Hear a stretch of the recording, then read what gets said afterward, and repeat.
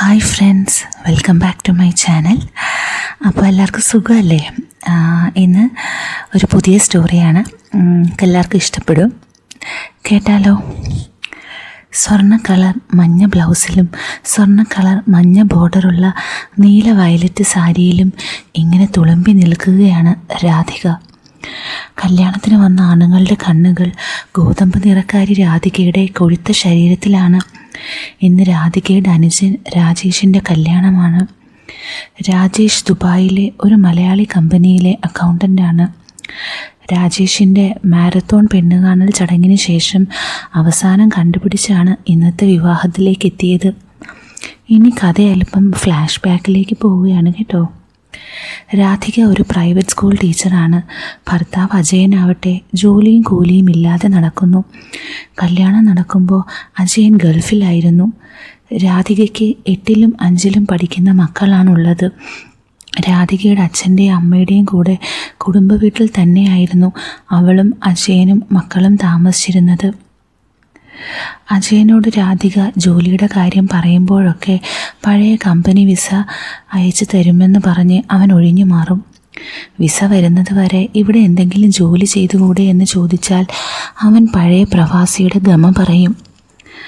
അജയേട്ടാ, രാജേഷിൻ്റെ കല്യാണം കഴിഞ്ഞാൽ പിന്നെ ഇവിടെ നിൽക്കാൻ പറ്റത്തില്ല. പറഞ്ഞില്ല എന്ന് വേണ്ട. അതിനൊന്നും അജയൻ ചെവി കൊടുക്കില്ല. അത്യാവശ്യം വെള്ളമടിയൊക്കെ ഉണ്ട് അജയന്. രാധികയ്ക്ക് 38 പ്രായം. അജയൻ 50 കഴിഞ്ഞു. ജോലിക്ക് പോവാത്ത കാര്യം പറഞ്ഞ് അവരെന്നും വഴക്കാണ്. ഭാര്യ ഭർത്തൃ ബന്ധത്തിൽ ഏർപ്പെട്ടിട്ട് തന്നെ വർഷം 1 രാധിക അത്യാവശ്യം മോഡലായി ജീവിക്കാൻ ആഗ്രഹിക്കുന്നവളാണ്. അജയൻ അതിനൊന്നും താല്പര്യമില്ല. ഇനി സലാമിൻ്റെ കുടുംബത്തിലേക്ക്. ഗൾഫിൽ ബിസിനസ് നടത്തുന്നവനാണ് സലാം. ഗൾഫിൽ 2 സ്കൂളുകളും മറ്റനേകം ബിസിനസ്സുകളുണ്ട് സലാമിന്. സലാമിനിപ്പോൾ 45 പ്രായം. ഭാര്യ റജീലയും 3 മക്കളും അടങ്ങുന്നതാണ് സലാമിൻ്റെ കുടുംബം. അവർ ഒരുമിച്ച് ദുബായിലാണ് താമസം. ഇപ്പോൾ മക്കൾ വലുതായതുകൊണ്ട് ഫാമിലിയെ നാട്ടിൽ സെറ്റിലാക്കാൻ തീരുമാനിച്ചു. അന്ന് 7ാം ക്ലാസ്സിലും 5ലും പഠിക്കുന്ന തൻ്റെ മക്കളെ ആ സ്കൂളിൽ ചേർക്കാൻ വേണ്ടി പോയതായിരുന്നു സലാം. തൻ്റെ ബെൻസ് കാറിൽ സ്കൂളിൽ വന്നിറങ്ങി മക്കളെയും കൂട്ടി സ്കൂൾ വരാന്തയിലൂടെ നടന്നു പോകുമ്പോൾ തൻ്റെ മുമ്പിലൂടെ നടന്ന് ഗോതമ്പ് നിറമുള്ള ചുവപ്പ് ബ്ലൗസും കോട്ടൺ മഞ്ഞ സാരിയും ധരിച്ചു പോയ ആ ഗോതമ്പ് നിറക്കാരി സ്ത്രീയെ സലാമിന് നോക്കാതിരിക്കാൻ പറ്റിയില്ല. സലാം ആ ഒറ്റ നോട്ടത്തിൽ തന്നെ അവളിൽ ആകർഷിച്ചു പോയി. തന്നെയും കടന്ന് അവൾ നടന്നു നീങ്ങുമ്പോൾ മക്കളുടെ കൂടെ ഉണ്ടായിട്ടും സലാം അവളെ തിരിഞ്ഞു നോക്കി. അപ്പോൾ സലാം കണ്ടത് ആരെയും ആകർഷിക്കുന്ന അവളുടെ പിന്നഴകായിരുന്നു.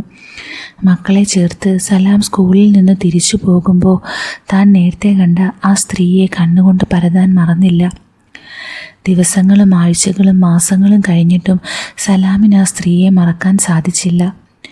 അവൻ കണ്ടിട്ടുള്ള സ്ത്രീകളിൽ അവനെ ഏറ്റവും ആകർഷിച്ച പെണ്ണ് അവളായിരുന്നു. അവൻ നാട്ടിലുണ്ടാവുന്ന സമയത്ത് പലപ്പോഴും മക്കളെ സ്കൂളിൽ നിന്ന് കൂട്ടാനെന്ന് പറഞ്ഞ് അവൻ ആ സ്ത്രീയെ കാണാൻ പലപ്പോഴും സ്കൂളിൽ പോയിരുന്നു. പക്ഷേ നിരാശയായിരുന്നു ഫലം. രാധികയുടെ വീട്ടിൽ രാജേഷിന് വേണ്ടി പെണ്ണ് കാണൽ തകൃതിയായി നടക്കുന്നുണ്ട്. അവസാനം ജാതകവും എല്ലാം യോജിച്ച സുന്ദരിയായ ഒരുത്തിയെ തന്നെ രാജേഷിനെ കുടുംബക്കാർ കണ്ടെത്തി. അത് വീഡിയോ കോളിലൂടെ രാജേഷിനോട് വിളിച്ചു പറയുകയാണ് രാധിക. 1-2 ആഴ്ച കൂടുമ്പോൾ മാത്രമാണ് അക്കൗണ്ടൻറ്റുമാരുടെ ഓഫീസിലേക്ക് രാജേഷിൻ്റെ മുതലാളി വരാറുള്ളൂ.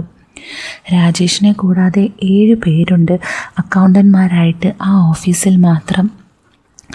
വലിയ കമ്പനികളുണ്ട് അവൻ്റെ മുതലാളിക്ക്. അന്ന് ആ ദിവസമായിരുന്നു രാജേഷ് പെങ്ങൾ രാധികയോട് വീഡിയോ കോൾ ചെയ്യുന്ന ആ ദിവസം അവൻ്റെ മുതലാളി അവിടേക്ക് കടന്നു വന്നത്. എല്ലാവരോടും മാന്യമായി സംസാരിക്കുന്നവനാണ് അവൻ്റെ മുതലാളി. അതുകൊണ്ട് തന്നെ സ്റ്റാഫുകൾക്ക് അദ്ദേഹത്തോട് വലിയ സ്നേഹമാണ്. തൊഴിലാളികളെ ചൂഷണം ചെയ്ത് അയാൾ ഒന്നും സ്വന്തമാക്കിയിട്ടില്ല. തൻ്റെ കോടിക്കണക്കിനുള്ള സമ്പാദ്യങ്ങൾ ഉണ്ടാവുന്നതിൽ വലിയൊരു പങ്ക് തൻ്റെ സെക്രട്ടറി മുതൽ ലേബർമാരെയുള്ള 100 കണക്കിന് തൊഴിലാളികൾക്ക് വിയർപ്പ് ചെറുതല്ല എന്ന് വിശ്വസിക്കുന്ന ആളാണ് അയാൾ. പെങ്ങൾ രാധികയോട് സംസാരിക്കുമ്പോൾ തൻ്റെ പിറകെ വന്ന് നിൽക്കുന്ന മുതലാളിയെ രാജേഷ് കണ്ടില്ല.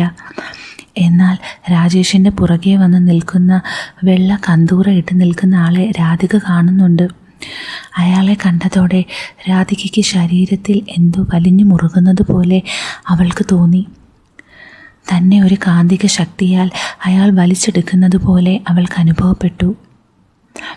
അദ്ദേഹത്തിൻ്റെ സൗന്ദര്യത്തിനുണ്ടായിരുന്നത് അത്രത്തോളം ആകർഷണമായിരുന്നു. രാധിക ആ സൗന്ദര്യം കണ്ട നിമിഷം തന്നെ വേറൊരു ലോകത്തിലേക്ക് താൻ ചേർന്നു പോയതുപോലെ അവൾക്ക് തോന്നി. അതൊന്നാകെ അവളുടെ ഉള്ളിൽ ഒരു ഉണർവും ചലനവും സൃഷ്ടിച്ചു. അവളുടെ ശരീരവും മനസ്സും ഒരുപോലെ പ്രകമ്പനം കൊള്ളിച്ചു. അയ്യോ,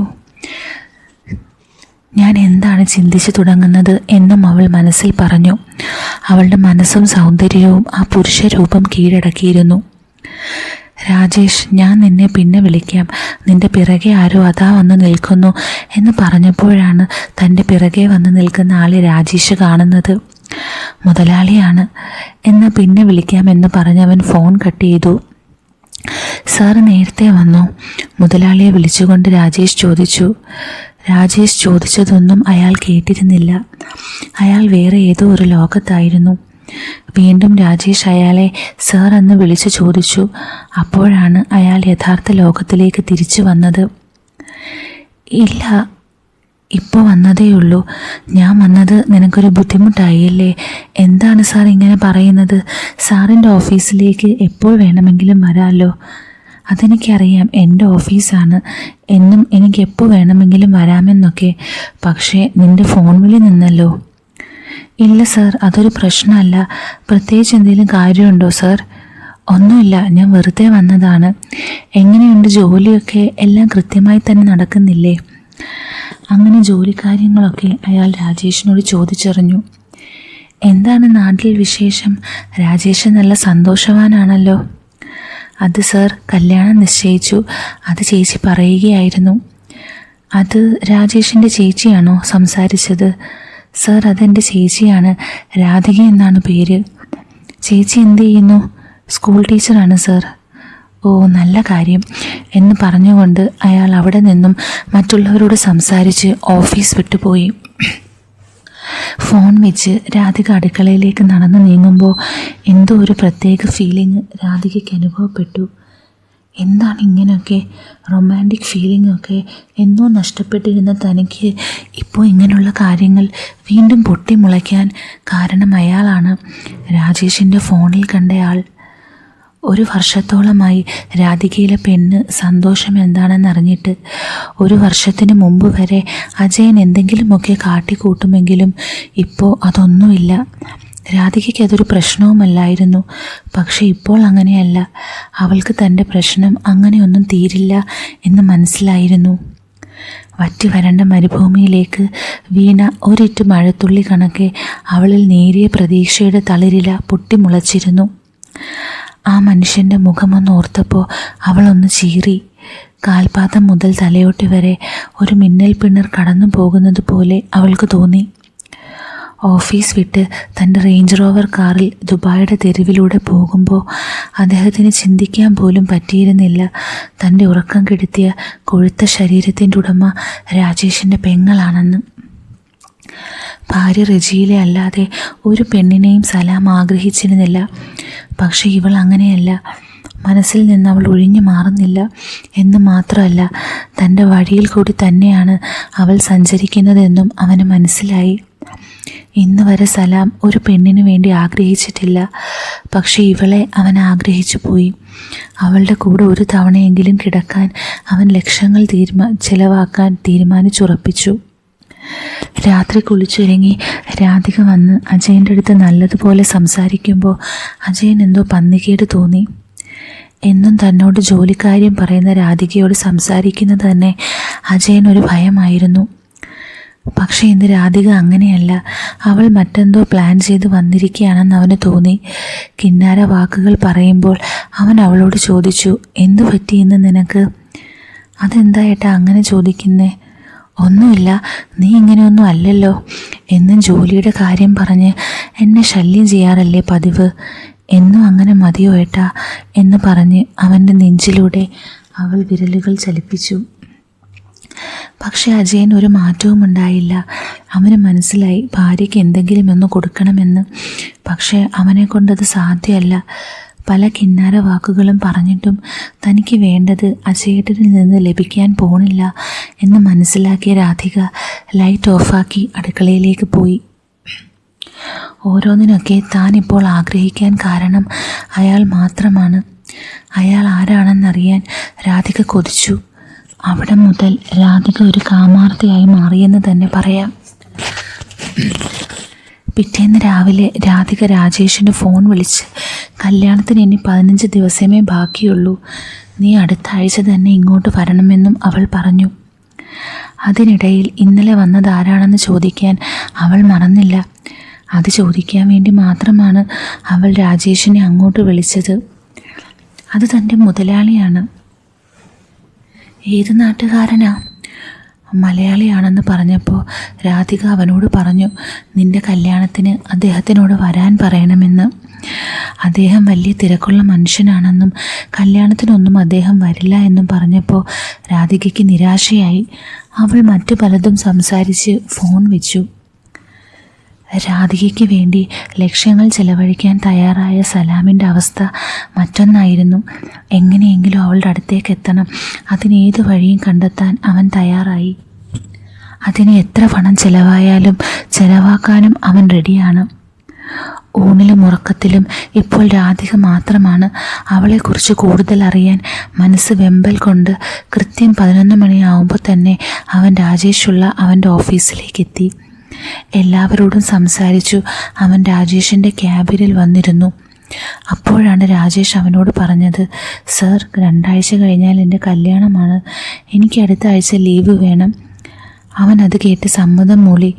എത്ര മാസമാണ് ലീവിന് നിൽക്കുന്നതെന്നും കൂടി ചോദിച്ചപ്പോൾ 2 മാസം എന്നവൻ പറഞ്ഞു.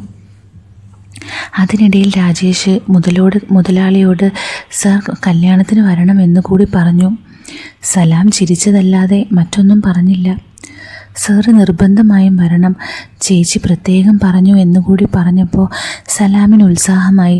പക്ഷെ അവനത് പുറത്ത് കാട്ടിയില്ല.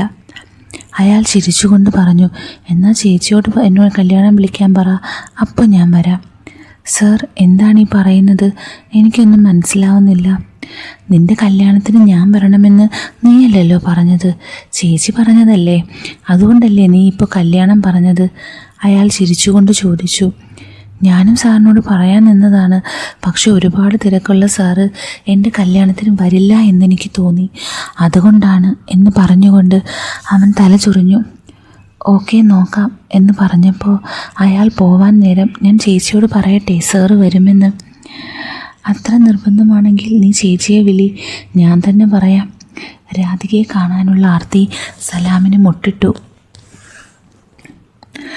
രാജേഷ് ഫോൺ എടുത്ത് രാധികയെ വീഡിയോ കോൾ ചെയ്തു. ഇവൻ എന്തിനാണ് ഇപ്പോൾ വിളിക്കുന്നതെന്ന ഭാവത്തിൽ ആദ്യത്തെ ബെല്ലടിയിൽ അവൾ ഫോൺ എടുത്തില്ല. വീണ്ടും അടിച്ചപ്പോൾ ഒരു ശല്യമാണെന്ന രീതിയിൽ രാധിക ഫോൺ എടുത്തു. അടുത്ത് നിൽക്കുന്ന മുതലാളി ഉണ്ടായതുകൊണ്ട് രാധികയോടൊന്നും പറയാൻ പറ്റാതെ രാജേഷ് വിയർത്തു. അപ്പോൾ രാധികയുടെ ചോദ്യം, എന്തിനാണ് വിളിച്ച് ശല്യം ചെയ്യുന്നത്? നിനക്കവിടെ ജോലിയൊന്നുമില്ലേ?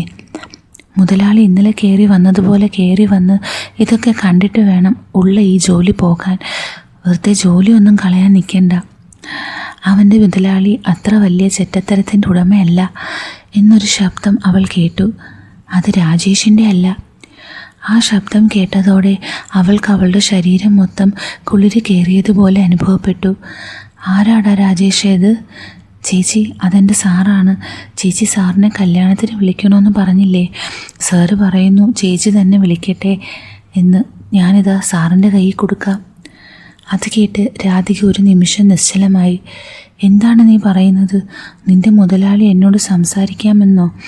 പറഞ്ഞു തീരും മുമ്പ് രാജേഷിൻ്റെ കയ്യിൽ നിന്നും ഫോൺ വാങ്ങി സലാം സംസാരം തുടങ്ങിയിരുന്നു. അവൻ്റെ മുതലാളി എന്തേ മനുഷ്യനല്ലേ സംസാരിക്കാതിരിക്കാൻ? രാധികയും സലാമും അവിടെ നിന്നും കാമുകന്മാരാവുകയായിരുന്നു. രാജേഷ് നാട്ടിൽ പോകുന്നതിനിടയിൽ 4 തവണ സലാമും രാധികയും സംസാരിച്ചു.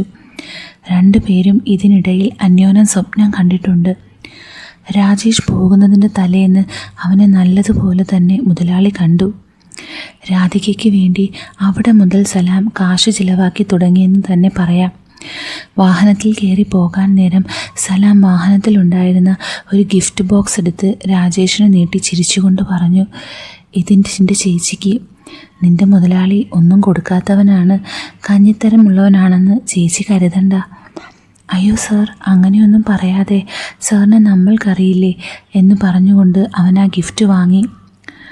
ആ ഗിഫ്റ്റ് ബോക്സിലുണ്ടായിരുന്ന മഞ്ഞ ബ്ലൗസിലും നീല വയലറ്റ് സാരിയിലും കല്യാണ മണ്ഡപത്തിൽ തിളങ്ങി നിൽക്കുകയാണ് രാധിക. രാധികയുടെ മനസ്സിൽ ഇപ്പോൾ സലാം മാത്രമേയുള്ളൂ. അവൾ പലതവണ രാജേഷിനോട് ചോദിച്ചു, നിന്റെ മുതലാളി വരുമോ എന്ന്.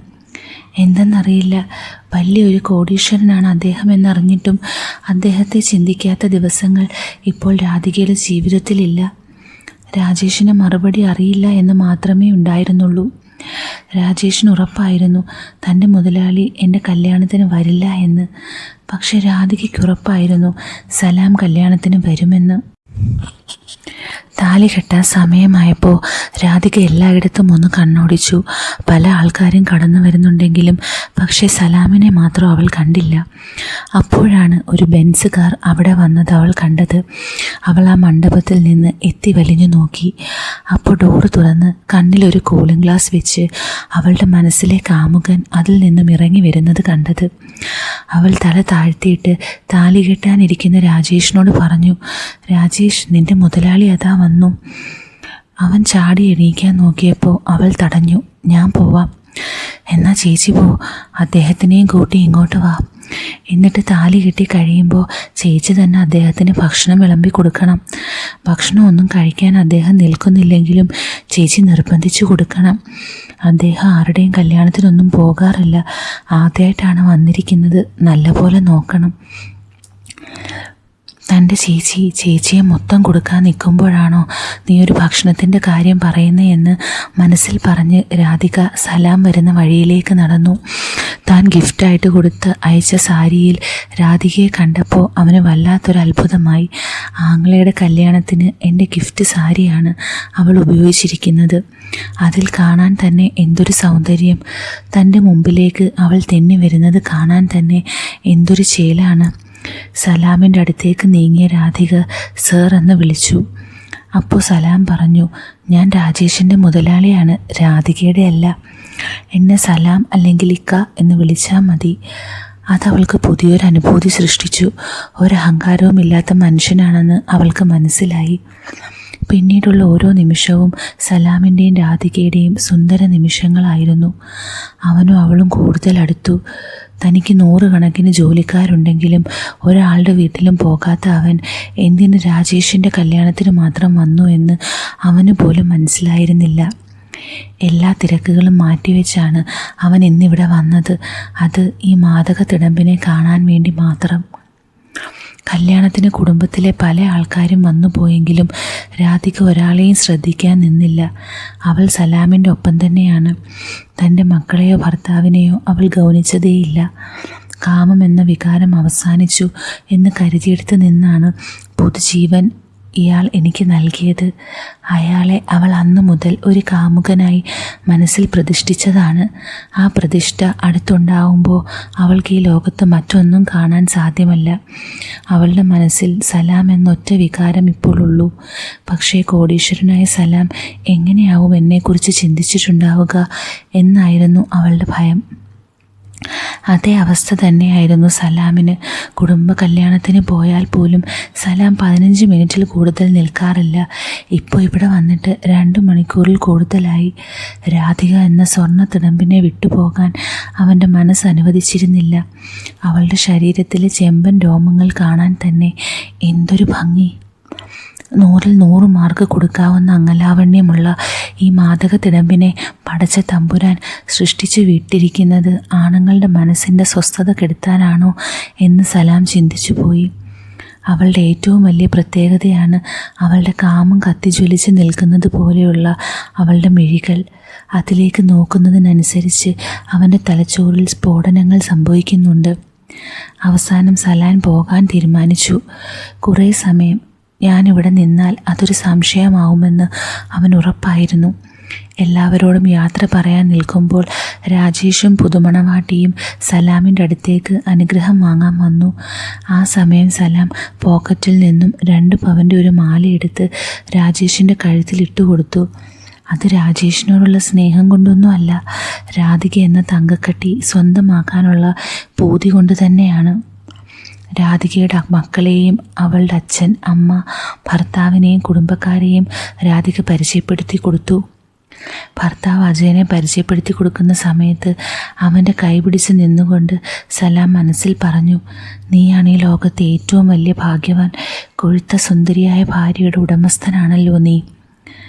പിന്നെ രാധികയുടെ മക്കളുടെ തലയിൽ തലോടിക്കൊണ്ട് സലാം പറഞ്ഞു, മാമൻ മക്കൾക്ക് സമ്മാനമൊന്നും കൊണ്ടുവന്നിട്ടില്ല, പിന്നെ വരുമ്പോൾ കൊണ്ടുവരാം. അപ്പോൾ രാധിക ചോദിച്ചു, ഇനി ഇങ്ങോട്ടേക്ക് വരുമോ? അതൊരു കാമുകിയുടെ ചോദ്യം പോലെ സലാമിന് തോന്നി. വരും. മുതലാളിമാരൊക്കെ ഇങ്ങനെ തന്നെയാണ്, വരുമെന്ന് പറയും, പിന്നെ വരാതിരിക്കും. നമ്മളെപ്പോലെയുള്ളവർ അവരുടെ വാക്കും കേട്ട് കാത്തിരിക്കും. അതുപോലെ വരുമെന്നുള്ള വാക്കല്ലേ ഇതും? രാധിക ചിണുങ്ങിക്കൊണ്ട് പറഞ്ഞു. അതുപോലെയുള്ളൊരു വാക്കല്ല, ഞാൻ എന്തായാലും വരും. അവളുടെ ആ കാമം കണ്ണിൽ നോക്കി അവൻ പറഞ്ഞു. ദിവസങ്ങൾ പലതും കടന്നുപോയി. രാധിക വികാരം കൊണ്ട് ഭ്രാന്തിയായി പോയിരുന്നു.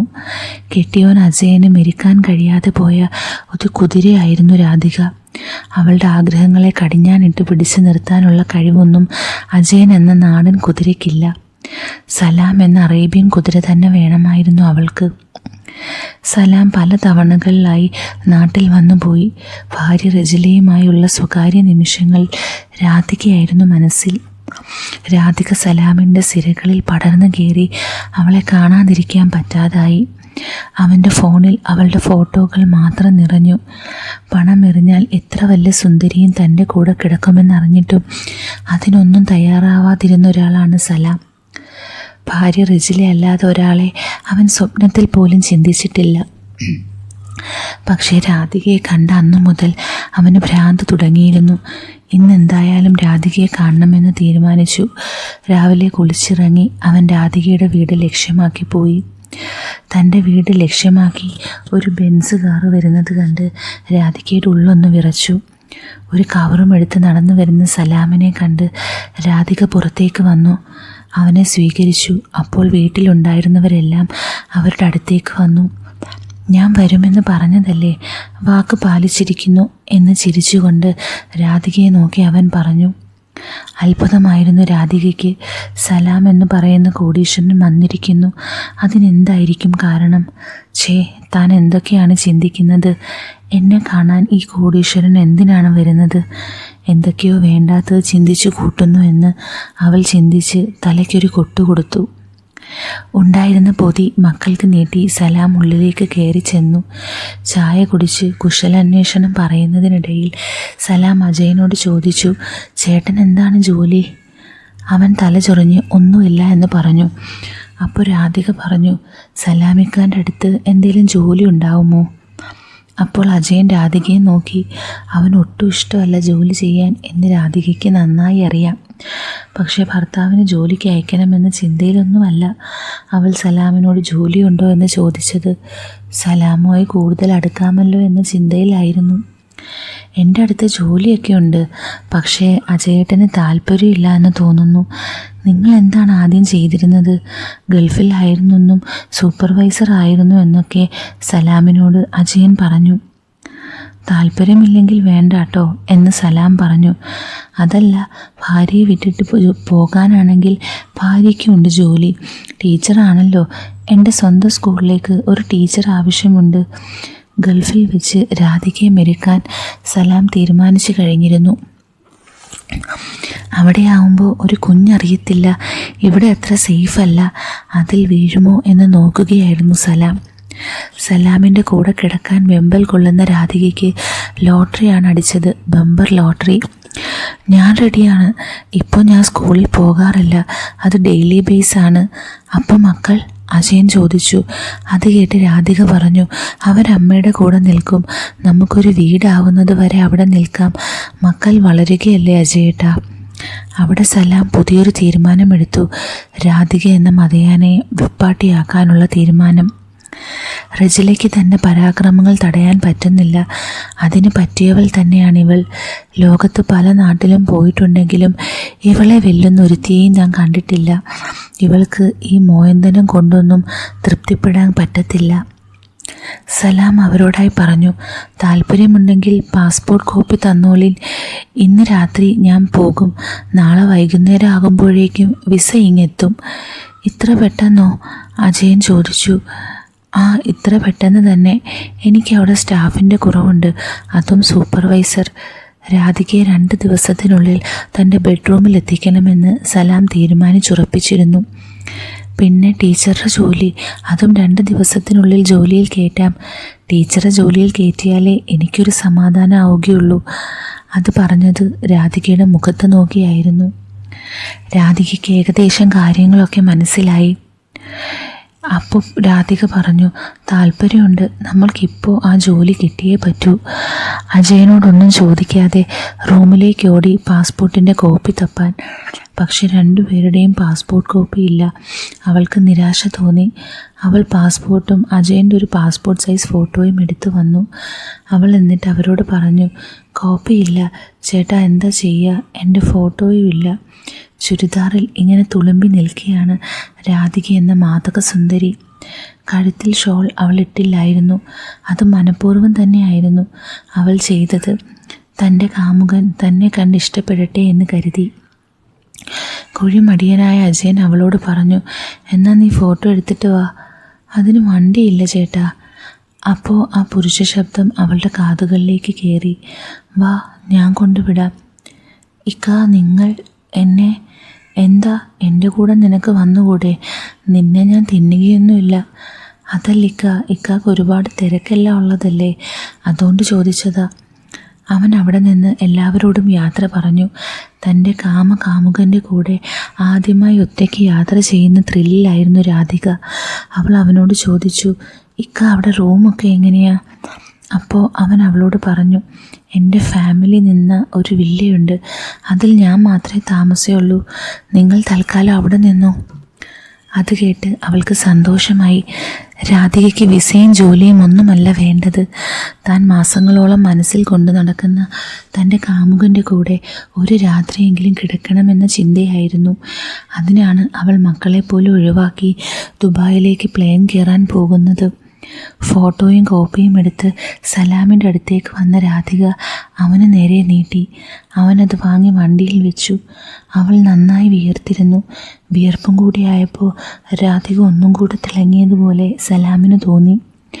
പോവാൻ ഓട്ടോറിക്ഷ നോക്കിയപ്പോൾ ആ കോലത്തിൽ രാധികയെ കണ്ട് സലാമിനെ അവൾക്ക് ഒറ്റയ്ക്ക് അയക്കാൻ മനസ്സില്ലായിരുന്നു. രാധികയെ വണ്ടിയിൽ കയറ്, ഞാൻ കൊണ്ടുവിടാം. അത് ബുദ്ധിമുട്ടാവില്ലേ? നിങ്ങൾ തിരക്കുള്ള മനുഷ്യനല്ലേ? രാധികയ്ക്ക് വേണ്ടി കുറച്ച് സമയം മാറ്റിവെക്കാമെന്ന് തീരുമാനിച്ചു എന്നവൻ പറഞ്ഞു ചിരിച്ചു. അങ്ങനെ രാധിക വണ്ടിയിൽ കയറി. രാധികയുടെ മത്ത് പിടിപ്പിക്കുന്ന വിയർപ്പിൻ്റെ മണം സലാമിൻ്റെ മനസ്സിൽ അസ്വസ്ഥതകൾ നിറച്ചു. ഇനിയുള്ള ഗൾഫ് ജീവിതം രാധികയുടെ കൂടെയാണ് മോനെ എന്ന് മനസ്സിൽ പറഞ്ഞു. വീടെത്തിയപ്പോൾ രാധിക ഇറങ്ങി. തിരിച്ചു പോകാൻ നേരം സലാം രാധികയെ വിളിച്ചു. രാധികയെ എന്നവൾ വിളി കേട്ടു. രാധികയ്ക്ക് മഞ്ഞ സാരിയും ചുവപ്പ് ബ്ലൗസും നന്നായി ചേരും, ഞാനൊന്ന് എടുത്തു വെച്ചിട്ടുണ്ട് എന്ന് പറഞ്ഞുകൊണ്ട് വണ്ടിയിൽ നിന്ന് അതെടുത്ത് അവൾക്ക് കൊടുത്തു. പിന്നെ ഒരു ജ്വല്ലറിയുടെ കവറും അതിൽ 5 പവനോളം തൂക്കമുള്ള തടിച്ചൊരു പാദസരവും. എന്തിനാണ് സലാമിനോട് എന്നോട് ഇത്ര മടുപ്പം എന്ന് രാധികയ്ക്ക് എങ്ങനെ ചിന്തിച്ചിട്ടും ഒരു പിടിയും കിട്ടുന്നില്ല. എന്നെപ്പോലെ തന്നെയാണോ അദ്ദേഹം ചിന്തിക്കുന്നത്? അങ്ങനെയാണെങ്കിൽ എനിക്ക് കോൾ അടിച്ചു. ഇഷ്ടം പോലെ പണവും ഇഷ്ടം പോലെ വേണ്ടതെല്ലാം കിട്ടും. പണം എനിക്ക് വേണ്ട, വേറെ ചിലതൊക്കെയാണ് എനിക്ക് ആവശ്യം. അത് സലാമിൽ നിന്ന് നല്ലവണ്ണം കിട്ടും എന്നൊക്കെ ഏകദേശം മനസ്സിലായി. അവൾ ഗൾഫിലേക്ക് പോകാൻ തയ്യാറായി. സലാം ഇത്രയൊക്കെ ചെയ്യുന്നത് തന്നെ കിട്ടാൻ വേണ്ടിയാണെന്ന് മനസ്സിലാക്കാനുള്ള വിവേകമൊക്കെ രാധികയ്ക്കുണ്ട്. ഒരു പരിചയമില്ലാതെയാണ് അയാൾ എനിക്ക് 5 പവൻ്റെ പാദസരം തന്നത്. അത് തന്നപ്പോൾ തന്നെ അതിലൊരു എഴുത്തുമുണ്ടായിരുന്നു, ആരും അറിയരുതെന്ന്. പക്ഷേ അവളന്ന് അത്ര കാര്യമാക്കിയിരുന്നില്ല. എനിക്ക് വേണ്ടി അജയേട്ടൻ പോലും കൃത്യമായി എൻ്റെ ഇളം നിറത്തിലുള്ള ശരീരത്തിന് ചേരുന്ന സാരി എടുത്ത് തന്നിട്ടില്ല. ഇതിപ്പോൾ രണ്ടാമത്തെ സാരിയാണ്. സലാമിന് പണ്ടേ വഴങ്ങാൻ തയ്യാറായ രാധികയ്ക്ക് അവനോട് ആത്മാർത്ഥമായ പ്രണയം തുടങ്ങിയോ എന്നൊരു സംശയമില്ലാതായി. രാധികയുടെ നമ്പർ വാങ്ങിയിരുന്നു സലാം. കൃത്യം രണ്ടാമത്തെ ദിവസം രാധികയുടെ വാട്സാപ്പിലേക്ക് അവളുടെയും അജയൻ്റെയും വിസ കോപ്പി അയച്ചു കൊടുത്തപ്പോൾ രാധികയ്ക്ക് അത്ഭുതമായിരുന്നു. ഇത്ര പെട്ടെന്നൊക്കെ വിസ കിട്ടുമോ? അതും ഇത്ര വലിയ കോടീശ്വരൻ നേരിട്ടാണ് ഇതൊക്കെ ചെയ്തത്. അതിനർത്ഥം എന്താണ്? അവൾക്കത് ചിന്തിക്കാൻ പോലും പറ്റിയിരുന്നില്ല. അവൾ ഒരു ടൈപ്പ് മെസ്സേജ് വന്ന് കിടക്കുന്നത് കണ്ടു. അവളത് വായിച്ചു. മഞ്ഞ സാരിയും ചുവപ്പ് ബ്ലൗസിലും രാധികയെ കാണാൻ നല്ല ചേലായിരിക്കും. അതിൻ്റെ കൂടെ ആ തടിച്ച പാദസരവും. രാധിക ഉറപ്പിച്ചു കഴിഞ്ഞിരുന്നു, ഞാൻ ആഗ്രഹിക്കുന്നത് പോലെ തന്നെ ഇക്കയും ആഗ്രഹിക്കുന്നുണ്ട്. അവൾ സലാമിനെ പുൽകാൻ മനസ്സുകൊണ്ട് തയ്യാറായി. അന്ന് രാത്രി അവൾ മേക്കപ്പൊക്കെ ഇട്ട് ഒന്നൂടെ സുന്ദരിയായി. ഇന്ന് വരെ അജയേട്ടൻ്റേതെന്ന് കരുതിയിരുന്ന താൻ നാളെ മുതൽ മറ്റൊരാൾക്ക് സ്വന്തമാവാൻ പോവുകയാണ്. അതിന് നല്ല സുന്ദരിയാക്കി തന്നെ അദ്ദേഹത്തിന് കൊടുക്കണം എന്ന് ചിന്തിച്ചുകൊണ്ടാണ് കിടന്നത്. രാധികയും അജയനും വീട്ടുകാരോട് യാത്ര പറഞ്ഞു പുറപ്പെട്ടു. വിസയുടെ കൂടെ തന്നെ സലാം അവർക്ക് വേണ്ടിയുള്ള ടിക്കറ്റും അയച്ചു കൊടുത്തിരുന്നു. ഒരു ചെലവുമില്ലാതെ അവർ രണ്ടുപേരും ദുബായ് എയർപോർട്ടിൽ വന്നിറങ്ങി. അവളെ സ്വീകരിക്കാൻ രാജേഷും അവൻ്റെ സുഹൃത്തും വന്നിരുന്നു. തൽക്കാലം അവർക്ക് നിൽക്കാമെന്ന് പറഞ്ഞ മുതലാളിയുടെ ആ വലിയ വില്ലയിലേക്ക് വാഹനം കയറ്റി. ആ വീട് കണ്ട് രാധികയ്ക്ക് അത്ഭുതമായിരുന്നു. ഇത്ര വലിയ വീട്ടിൽ എന്നെ ഭർത്താവിനെയും താമസിപ്പിക്കുക എന്ന് പറഞ്ഞാൽ അർത്ഥം മനസ്സിലാക്കാവുന്നതേ ഉണ്ടായിരുന്നുള്ളൂ. പക്ഷേ അജയനും രാജേഷിനും ഒരു സംശയവുമില്ല, അവർ സന്തോഷവാന്മാരാണ്. ചേച്ചി റൂം റെഡിയാവാത്തത് കൊണ്ടാണ് സാർ ഈ വില്ല നിങ്ങൾക്ക് വിട്ടു തന്നിരിക്കുന്നത്. നല്ലതുപോലെ നോക്കണം, അവരുടെ ഫാമിലി വില്ലയാണ്. പിന്നെ അജയേട്ട നല്ലതുപോലെ നിന്നാൽ മുന്നോട്ട് പോകാം. സാർ നല്ലവനാണ്. നിങ്ങളുടെ ജോലിസ്ഥലം ഇവിടെ നിന്ന് 1 മണിക്കൂർ യാത്രയുണ്ട്. നാളെ മുതൽ ഡ്യൂട്ടിക്ക് കയറിക്കോ. ഇപ്പോൾ തൽക്കാലം നൈറ്റ് ഡ്യൂട്ടിയാണ് നിങ്ങൾക്കുള്ളത്. ചേച്ചിയും അതുപോലെ തന്നെ മറ്റന്നാൾ മുതൽ സ്കൂളിൽ പോയി തുടങ്ങിക്കോ. മറ്റന്നാൾ രാവിലെ സാർ വരും. ചിലപ്പോൾ മുതലാളി ഇവിടെ ഉണ്ടെങ്കിൽ ഇവിടെ താമസിക്കാൻ വരും. ഇല്ലെങ്കിൽ നിങ്ങൾ മാത്രം. നല്ലതുപോലെ വീട് നോക്കണം. നിങ്ങൾ ഈ റൂം ഉപയോഗിച്ചോ. നല്ല സൗകര്യമുള്ള സ്ഥലമാണ്. നിങ്ങളുടെ ഭാഗ്യമെന്ന് പറഞ്ഞാൽ മതി.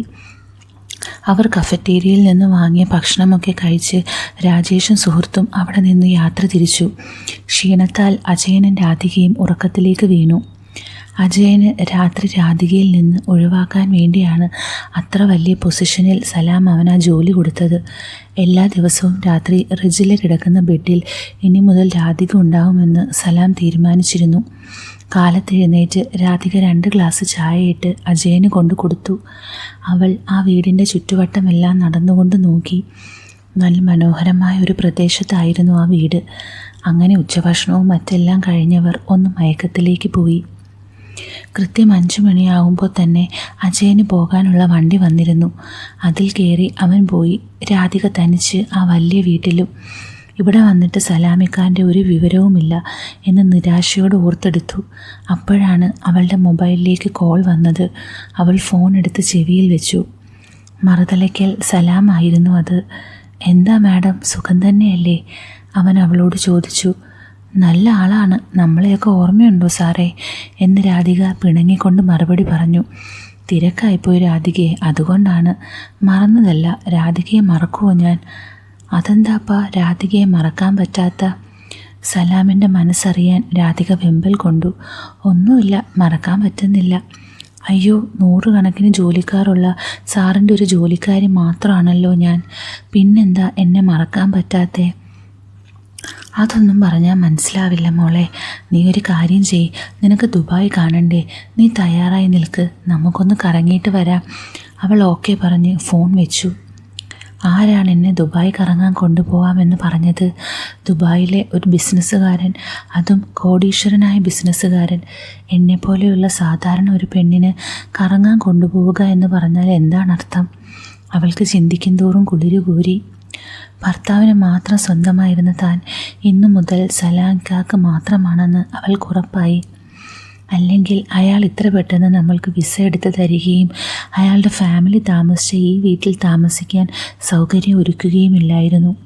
അതുമാത്രമല്ല, അജയേട്ടൻ ജോലിക്ക് പോയ ആ സമയത്ത് തന്നെ അയാൾ എന്നെ വിളിച്ച് റെഡിയായി നിൽക്കാൻ പറയില്ല.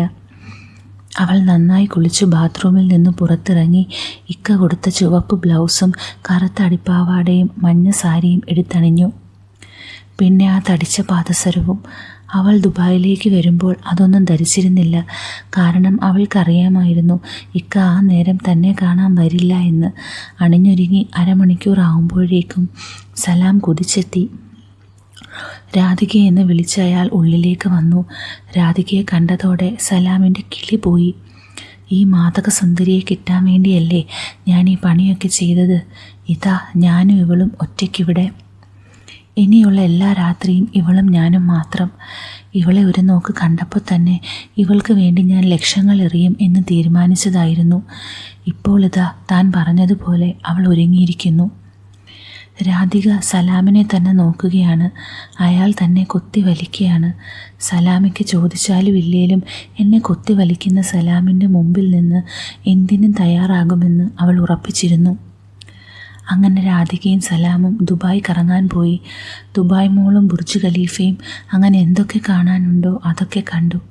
ദുബായ് മോളിൽ നിന്നും വില കൂടിയ വസ്ത്രങ്ങൾ രാധികയ്ക്ക് വേണ്ടി സലാം എടുത്തു കൊടുത്തു.